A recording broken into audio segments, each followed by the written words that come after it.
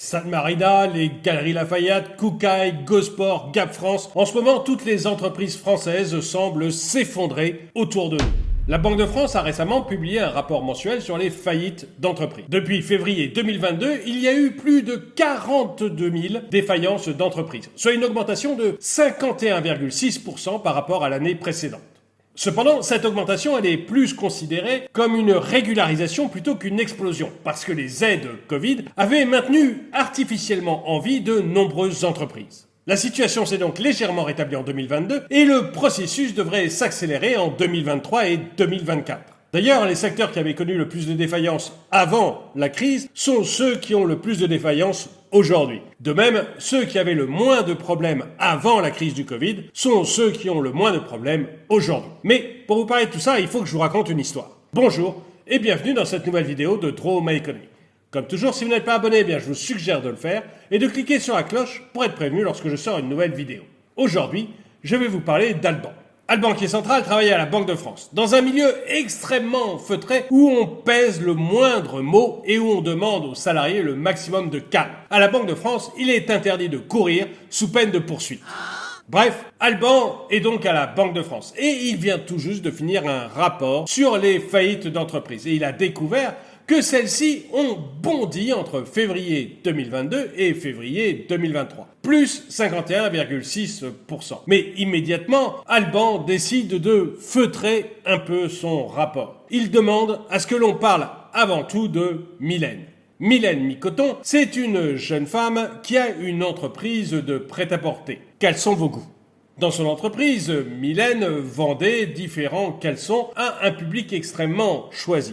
Mais avant la crise du Covid, Mylène rencontrait déjà quelques difficultés. Ses caleçons n'étaient plus à la mode, ou alors tout simplement, ils étaient trop chers. Bref, la crise du Covid est arrivée. Et cette crise du Covid, elle a obligé Mylène à fermer son entreprise plusieurs fois. Les fameux moments où on était tous confinés chez nous. Je dois dire d'ailleurs que Mylène en a énormément profité. Mylène, ce n'était pas le genre à se confiner chez elle. Non, elle était sans arrêt sur Tinder pour trouver un nouveau copain et changer comme ça de confinement presque tous les soirs. Oui, pendant le Covid, Mylène a connu plus de saucisses qu'une grille de barbecue. Quoi qu'il en soit, donc, Mylène, pendant le Covid, elle a reçu des aides de l'État pour sauver son entreprise. Pourtant, son entreprise était déjà en grande difficulté avant le Covid. Et pendant toute la période de Covid, son entreprise est devenue ce qu'on appelle une entreprise zombie. Une entreprise qui devrait mourir, mais qui n'était en vie que grâce aux aides de l'État. Et ce genre d'entreprise, on l'a vu énormément dans le commerce, l'habillement notamment, mais également dans la construction. On estime qu'il y a à peu près 11 à 16% de ces entreprises qui auraient dû disparaître si elles n'avaient pas eu les aides de l'État. D'ailleurs, c'est bien simple, il y avait 51 000 faillites d'entreprises en 2019 et seulement 30 000 ou à peu près en 2020 et 27 000 en 2021. Les aides Covid ont complètement anesthésié l'économie et les entreprises qui devaient tomber, comme celle de Mylène, ont survécu grâce aux aides de l'État. Seulement voilà, maintenant le quoi qu'il en coûte c'est terminé et Mylène se retrouve dans les plus grandes difficultés parce qu'elle doit maintenant faire face, elle, au manque de clients, au manque de chiffre d'affaires et à l'augmentation de ses charges. Elle va donc probablement se retrouver en faillite. Oh, ne plaignez pas Mylène, je suis certain qu'elle remarquera très rapidement que toute femme a sa fortune entre les jambes. Quoi qu'il en soit, donc, on a une augmentation des faillites depuis un an qui sont liées à l'arrêt du quoi qu'il en coûte. Mais ce n'est pas encore suffisant. Il n'y a pas encore eu assez d'entreprises qui sont tombées. Il devrait y avoir encore beaucoup d'entreprises zombies, victimes de la fin du quoi qu'il en coûte en 2023 et 2024. Bref, on serait un peu dans un système de business as usual. En tout cas, c'est ce qu'Alban, qui est central, essaye de nous dire. Mais je n'en suis pas certain. Le business as usual, eh bien c'est très simple. Des entreprises meurent, généralement parce qu'elles ne sont pas adaptées ou qu'elles n'ont pas assez de fonds propres. Et elles laissent ainsi la place à d'autres entreprises. Les hommes, par exemple, qui achetaient leurs caleçons chez Mylène, eh bien vont trouver tout simplement un autre fournisseur de caleçons qui sera peut-être avec un meilleur choix, une meilleure qualité ou un prix inférieur. Quoi qu'il en soit, ils n'iront pas cul nu et trouveront certainement un nouveau fournisseur. Et c'est même une bonne chose parce que finalement, les entreprises zombies, quand elles ne disparaissent pas, eh bien elles empêchent à ces nouveaux fournisseurs d'apparaître.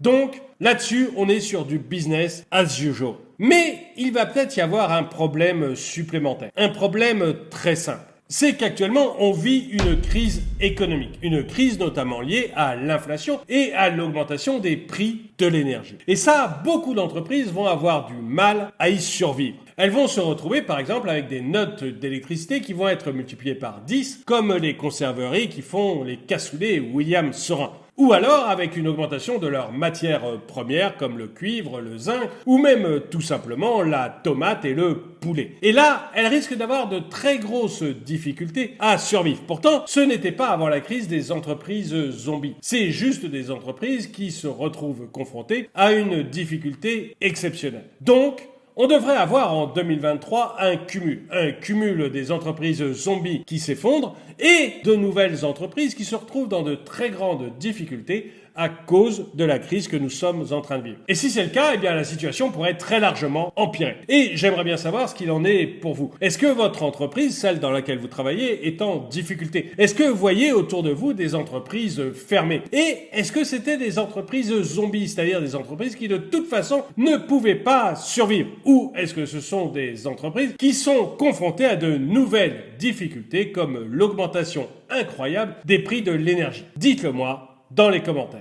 Et le dicton du jour. En situation de crise, il faut savoir garder la tête froide et le cœur chaud. Merci d'avoir regardé cette vidéo, mettez-lui un pouce vers le haut, commentez-la, partagez-la. Merci à tous ceux qui soutiennent la chaîne et je vous dis à très bientôt.